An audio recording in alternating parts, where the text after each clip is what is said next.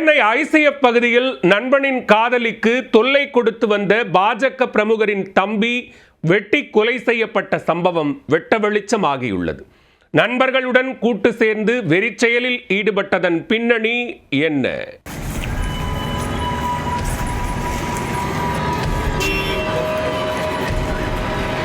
நண்பனின் காதலிக்கு டார்ச்சர் கொடுத்து வந்த பாஜக பிரமுகரின் தம்பி அறிவாளால் வெட்டி கொடூரமாக கொலை செய்யப்பட்ட வழக்கில் முக்கிய குற்றவாளி போலீசில் சிக்கியுள்ளார்.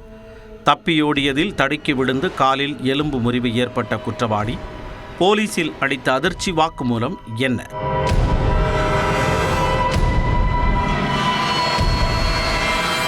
கடந்த ஜூலை 27ஆம் தேதி சென்னை ஐசிஎஃப் பகுதியில் வசித்து வந்த பாஜக பிரமுகரின் தம்பியான விஜயகுமார் என்பவர் 4 பேர் கொண்ட கும்பலால் படுகொலை செய்யப்பட்டார்.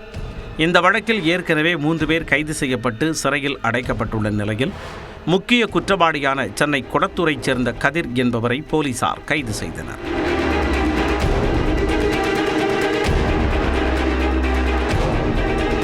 நீண்ட நாட்களாக தலைமறைவாக இருந்த கதிருக்கு போலீசார் ஸ்கெட்ச் போட்டு தேதி குறித்தனர்.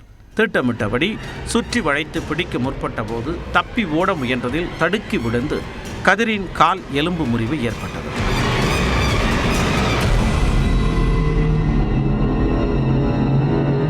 சிகிச்சைக்கு பின்னர் அவரை ரகசிய இடத்தில் வைத்து விசாரித்ததில் பல திடுக்கிடும் தகவல்கள் வெளிவந்தன. கொலை செய்யப்பட்ட விஜயகுமார் கதிரின் காதலிக்கு கடந்த சில நாட்களாகவே தொல்லை கொடுத்து வந்துள்ளார்.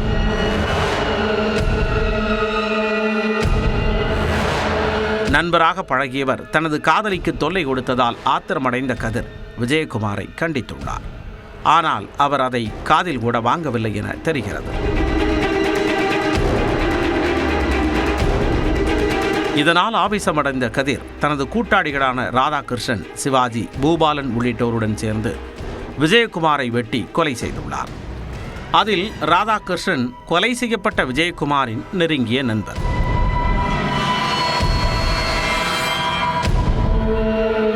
இந்நிலையில் ராதாகிருஷ்ணன், சிவாஜி, பூபாலன் உள்ளிட்ட மூவரும் ஏற்கனவே சிறையில் அடைக்கப்பட்ட நிலையில் தற்பொழுது கைது செய்யப்பட்ட கதிரையும் விசாரணை முடிந்து சிறையில் அடைக்க உள்ளனர். நண்பனின் காதலிக்கு தொல்லை கொடுத்ததால் பாஜக பிரமுகரின் தம்பி வெட்டி கொலை செய்யப்பட்ட சம்பவம் சென்னையில் பரபரப்பை ஏற்படுத்தியுள்ளது.